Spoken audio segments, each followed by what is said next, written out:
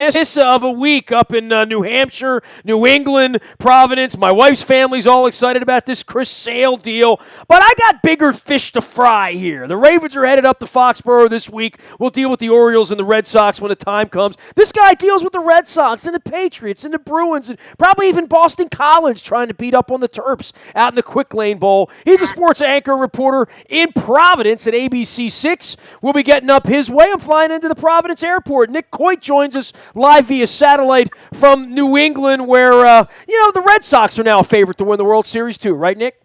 Nestor, they got the uniform shredder from Chicago, kid. The Sox got a bargain with Chris Sale. I love it. It was a bargain. Yeah,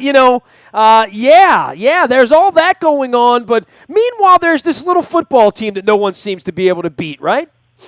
Well, yeah. I think unless you have a decent offense and can throw their defense for a loop, the New England Patriots, of course, are you talking about?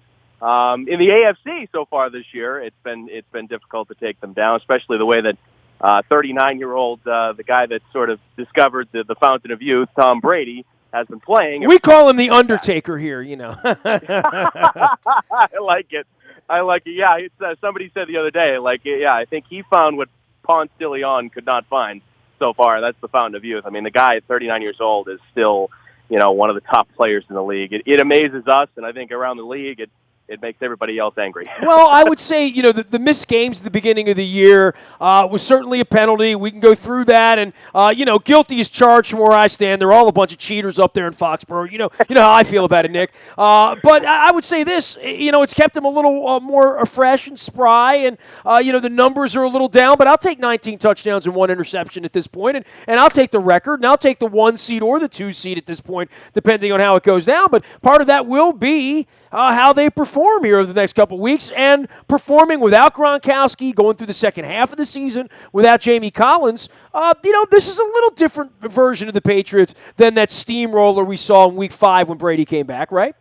Absolutely, yeah, and I think that you hit it on the head there with Gronkowski going down. It's sort of up here. It sent everybody for a loop. It said, okay, so you lose the guy that puts fear into the opponents in Gronkowski and opposing defenses. Obviously they're usually trying to figure out some sort of way to cover the uncoverable with Gronkowski. Well, usually it's just putting 2 guys to tackle him after he catches the ball, right? I mean, that's as big a concern as anything, right? At least, yeah. I mean, the guy is so tough. But now you don't have him. I'll say this. I think 3 years ago when the Pats lost Gronkowski, I believe that was the year that he tore his ACL and was out. At that point, I think the Patriots looked at their offense and said, okay, who the heck are we going to throw the ball to now? Because without Gronkowski, then they went into the AFC Championship game, which, yeah, they made it there, but then they go into Denver, and their offense consists of Austin Collie, who they picked up in the latter weeks of the season, Matthew Slater, who's a great special teams player, but hasn't really been a great wide receiver for the Patriots. I mean, you looked at that and you said, okay, they're lost without Gronkowski. Now, 3 years later, you lose Gronk. You look at the offense and say, okay, well, you know what? He's still got Julian Edelman. He's still got, well, at least when they get to the playoffs, they'll have a guy like Danny Amendola. But you have Chris Hogan, a wide receiver. You have Malcolm Mitchell, the rookie, who's sort of emerged here. You've got Dion Lewis back and healthy. You've got James White. You've got LeGarrette Blount running the ball well. I go on and on. And not to mention you have a guy like Martellus Bennett, who has been a fairly successful tight end in the league. So, yes, it'll hurt for the Patriots to not have Rob Gronkowski, but I think of all the times to lose Gronk, I think the Patriots offense is set up to survive without Gronk the best at this point in time. Well, and so that means spreading the ball around in other ways, and obviously running the ball against the Ravens is tricky business. I mean, the Ravens are pretty good against the run. Absolutely. But in tossing it around, Edelman has to become even a bigger part of this thing than he's already been. I mean, he's going to exceed 100 catches this year in this offense. None of any distance, but, this is what they do. They matriculate the ball down the field, right? I mean, this isn't about 6-play, 90-yard drives with this incarnation of the Patriots. It's ball control, not a lot of possessions in this game on Monday night, probably. It's death by 1,000 paper cuts. It's just, quick outs, quick passes, wheel routes out of the backfield. I mean, one of my favorite new formations that they've run a few times, and I'd love to see them run more, is putting Brady in the shotgun with either Lewis to his left or White to his right or vice versa, and then wheeling the two of them out of the backfield and saying, okay, which little, running back is he going to throw to here? Which way is he going to go? I mean, it sort of throws your head for a loop. There's ways to do it, and this Patriots offense with Josh McDaniels is very creative with that kind of stuff. And again, with the rookie Malcolm Mitchell, too, I think that's another guy that Brady, over the last 3-4 weeks, has started to lean on, and the kid's really come through. So, obviously he'll go to Edelman because Edelman is his guy, but there's a lot of other guys that he can go to, too, in that sort of quick option, passing offense for the Patriots. Nick Coit does all things sports in Providence, Rhode Island, where we've had some victory parties and some other nights on our way to Foxborough that we'd just as soon forget over the course of time. We'll see how this Monday breaks. He's at ABC6. You can follow his journey out on Twitter at Nick Coit. That's C-O-I-T. Tom Brady, you talk about the ageless wonder of him and all that, and where there's no end in sight there, really, is there? And part of his story is he hasn't really been hit all that much, all that hard. He had that horrific injury 10 years ago, like Flacco. But, the game gets to be the same for him as it was at the end for Manning, which is you're not going to touch me. There's a little bit of that going on with Drew Brees right now to have the kind of year that he's had, the kind of career he's had. Contact to the quarterback is unacceptable up there on Route 1.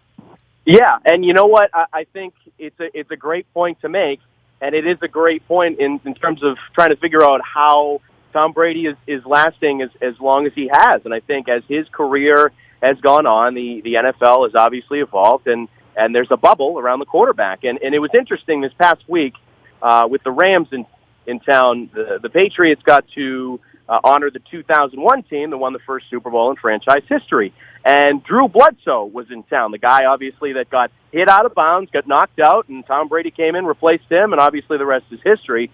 And Drew Bledsoe was asked, how has Brady been able to last this long? And obviously, Bledsoe said to the media, okay, well, he's got his diet, he's got his avocado ice cream, all that jazz. But I think the most important point that Drew made, and I thought it was a great one, was the fact that nowadays, compared to when Bledsoe was starting for the Patriots back in the 90s, quarterbacks aren't being touched. And when they do get touched, there's flags. And so it's sort of discouraged. And that's absolutely aided the longevity of Tom Brady. And well, that was the whole purpose of the rule, right? Was to keep the best players on the field, and it's hard enough as it is. Even with all these rules, we lose quarterbacks all the time. I mean, look what happened. Teddy Bridgewater was in a practice for crying out loud, right? Yeah, and it's that was a tough one. And I think it's funny. Bledsoe too, when he was talking, took a small shot at Cam Newton and said, oh yeah, Cam Newton wants to go to the commissioner with the 3 or 4 rough hits that he took. Hey, Commissioner Goodell, I've got a list of about 150 that pretty much ended my career. So, I think the quarterbacks recognize that too, even if a guy like Cam Newton maybe doesn't know how good he has it. Well, I mean, one thing we know with the Ravens is there's zero intimidation factor going up to Foxborough. We know this road. I know this road. Half of our fan base has been up there at one point or another. I'll be up there on Monday night. I know where to park the car. I know where the entrance is. I know the way out. I know a happy feeling in the parking lot. I know a sad feeling. We've had all of that, and everyone involved in all of this. I mean, Brady and Belichick had to walk out there with their ass kicked in an AFC championship game there. That didn't happen a whole lot during the course of the time there. And, Flacco's had some success up there. And more than anything, these games are always competitive and always close.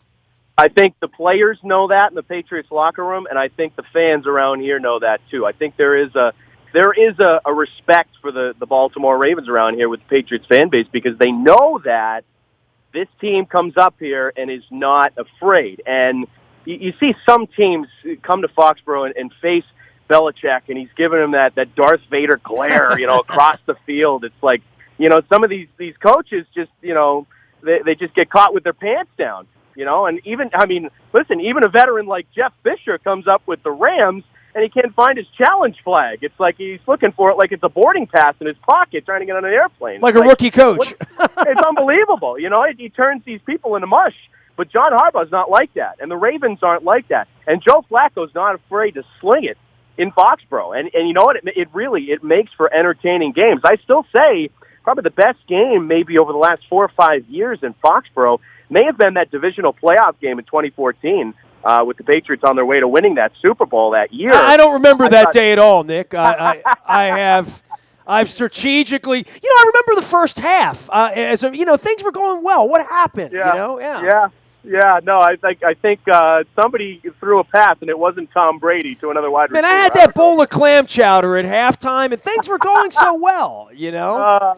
Yeah, it's very good chowder, isn't it? Nick Coy joining us here, sports anchor and reporter at ABC 6 up there in Providence. The Jamie Collins thing is curious, right? I mean, from anybody on the outside, who other than Belichick would trade away perhaps arguably his best defensive player in the middle of this? Clearly there were some off-the-field issues there, and, you know, this is an organization that's had murderers in their locker room, cheaters in their locker room, all sorts of things that have gone on there. Belichick sort of cleaned house of a little bit of that, whether it was Chandler Jones or whether it's this. Just, I don't like you anymore. I don't care how you play. We'll trade you off for some draft considerations and, don't let the door hit you on the way out. Oh, by the way, we're sending you to Cleveland. Good luck with that.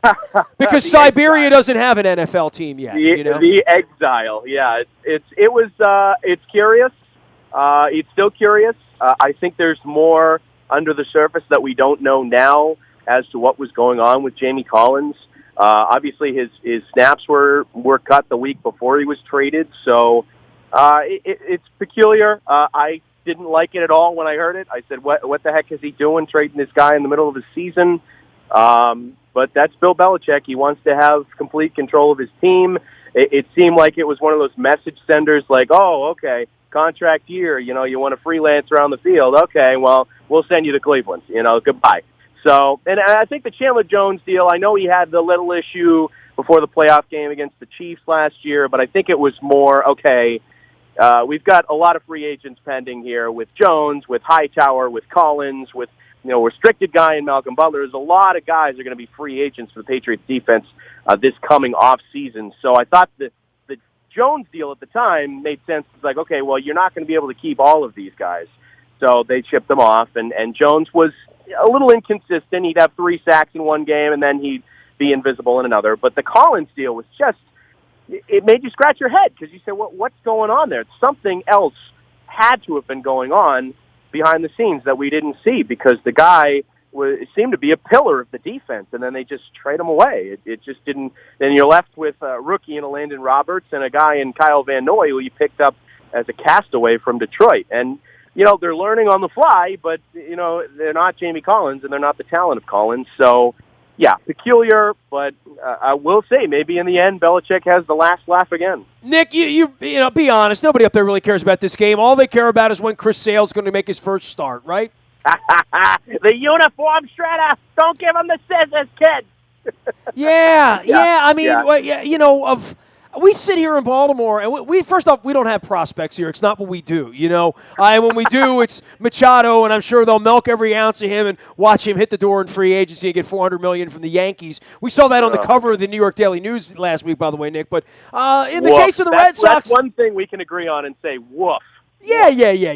But, what did they do this year besides pick up like 12 prospects, right? Right. And while they're picking up 12 prospects during a down year where they finished over 500, by the way, and reloaded their tool belt as well as their wallet, the Red Sox are now dealing the future of the franchise off for, a front-of-the-rotation guy who has not had postseason success, which I know that's always pointed out. That's always part of the narrative in Boston. And we've seen a lot of guys come in there and wilt, right? Whether it's Carl Crawford, just go through the list of the Sandovals and all the other dead money that was spent. Here's a guy that has had, he sliced uniforms up. I mean, it's one of the greatest acts of defiance. Yeah. I mean, just disregard for FU. And now he's going to go to Boston and try to do it under the bright lights there. Good luck with that. Yeah, it's a fair point. I sit here and joke about it, but it's a fair point, and I mean, I don't think anybody can be as unsuccessful and a guy that hasn't, nobody's wilted more than David Price in the playoffs, and that was evident when the Red Sox signed him last offseason. That was evident in Cleveland. I watched it with my own eyes at Progressive Field. He wilted, and he's still joking about it on Twitter, which around here really rubs people the wrong way because it's like, okay. So he's now public enemy number one, right? Unless he's got to win a playoff game now. You got to get behind him. But I think people recognize the talent. I think people recognize what you got there. And with Sale, the uniform thing, I guess I could spin it a different way and say, well, this guy's got a little edge to him, so much so that he's going to cut all of the team's uniforms in an act of defiance. That's, I guess alarming, a little. It makes him seem like a lunatic, but you know what? I think Boston likes lunatics. Civil disobedience, right? I mean, that's just where it's at, right? Yeah, I think people in Boston can appreciate. They laugh about that kind of stuff. It's Barstool sports material. I mean, it's that kind of stuff. It's interesting, and I think with Sale too. I think people really recognize the talent that this guy has, the ability to strike people out. I mean, he's something, man. He's got a wicked cutter. He's got a wicked cutter. Yeah, he's probably got a. I just made that up myself, Nick. That's pretty good. Yeah, he could have a two-seamer, four-seamer, slider. Yeah, I've seen his cutter. Yeah, absolutely. Nick Coit joining us here, and the off season begins here for the Orioles with silence on RM while the Red Sox get the best pitcher in baseball. And they said no one was on the market. No one was on the market, Nick. Yeah, it seemed like we got a bargain. All right, man. Look, we'll see you on Monday night. Keep the clam chowder warm up there. It's great having you on.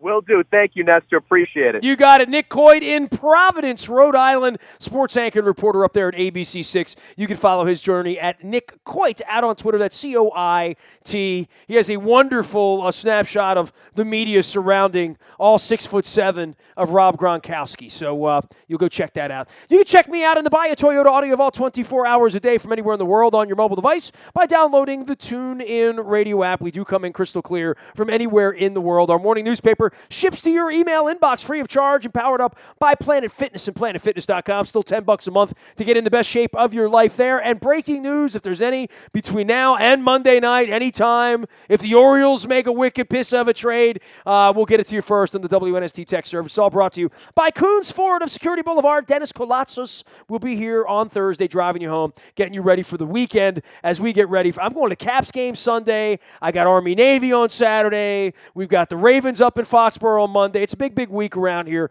We hope that you tune in, turn up, and you can always reach me nasty at WNST.net, Facebook, Twitter, LinkedIn, Snapchat, Instagram, and streaming live on Facebook Live, as well as our YouTube WNSTV channel. We are WNST.net, AM 1570, and WNST Towson, Baltimore, and we never stop talking Baltimore sports.